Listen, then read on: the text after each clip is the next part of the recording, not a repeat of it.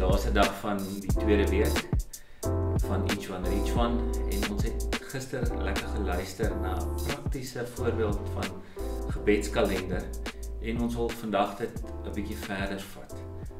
In Matteus 9 vers 38 sê Jesus vir sy disippels: bid aan die Here aan wie die oes behoort om arbeiders uit te stuur vir sy oes. Ja, en vandag praat ons oor die bid.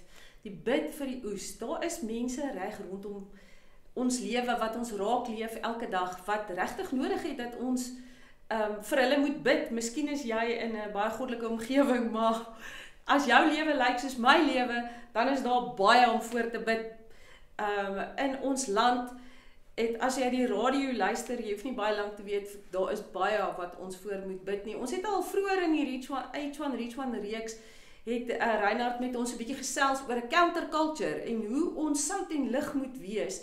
En ons is ook sout en lig deur in die situasie waar ons is te bid. Want as jy die oomblik wat jy begin bid, verander jou gedagtes en het jy nuwe gedagtes rondom daai situasie.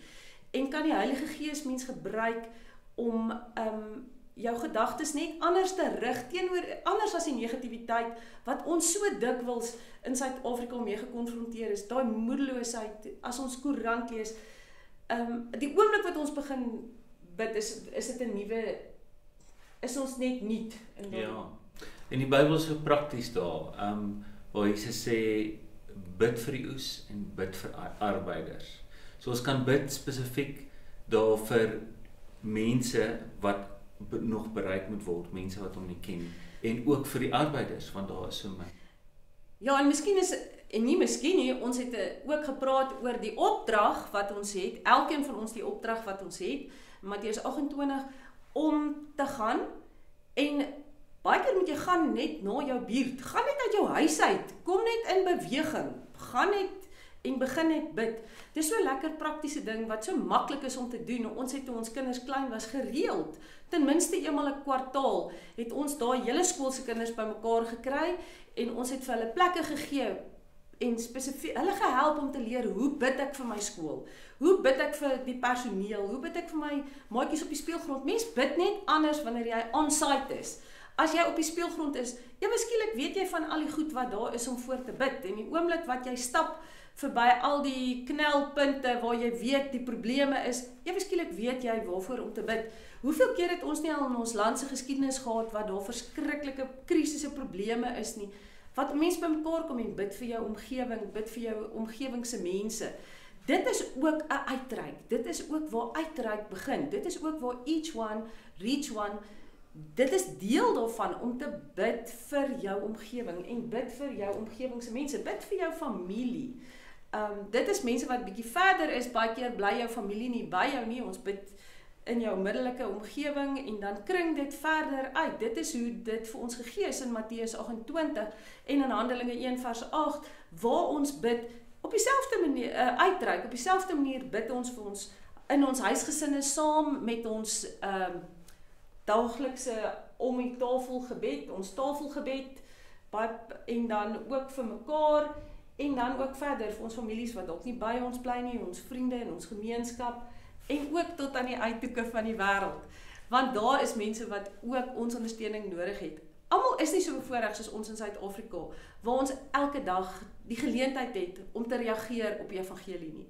Daar is dele van die wêreld wat nog nooit gehoor het nie. En daai mense het nodig dat ons vir hulle sal bid. Want dit is hoe ons sy koninkryk laat kom en ek sien uit om hemel toe te gaan. En dit is hoe ons daai oomblik wanneer die Here ons kom haal kan versnel deur te bid vir deurbrake. Dit is 'n ding wat 'n verskil maak. As ons bid vir 'n plek, ons stad of ons omgewing, ons skool, maak dit 'n verskil. In die geestesrealm maak die gebed van gelowiges 'n verskil. En wanneer ons bid, is dit soos om grond voor te berei vir wanneer ons of iemand saam met ons uitgaan en uitreik en vir iemand spesifiek of vir 'n hele area vertel van die Here. Die gebed is wat dit voorberei en ook tot sukses laat gebeur. Ons is so opgewonde oor ons 15-jarige seun wat op die oomblik in 'n die omgewing is maar baie donker by die skool partykeer en hulle het nou begin bid.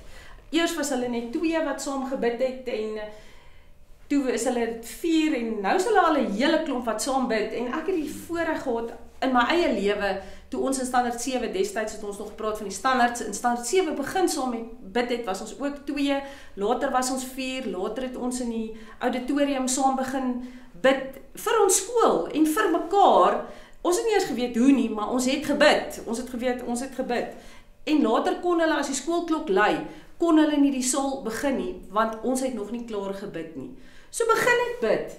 Al weet jy nie mooi hoe nie, begin net bid. Die Heilige Gees in jou gaan vir jou leer. Ja, en soos daar staan in 1 Tessalonisense 5 vers 17, bid gedurig. So die vraag is waarvoor en vir wie gaan jy nou onderneem om te bid? Gaan nou na die beskrywing van die video om vandag se vraag deur te werk.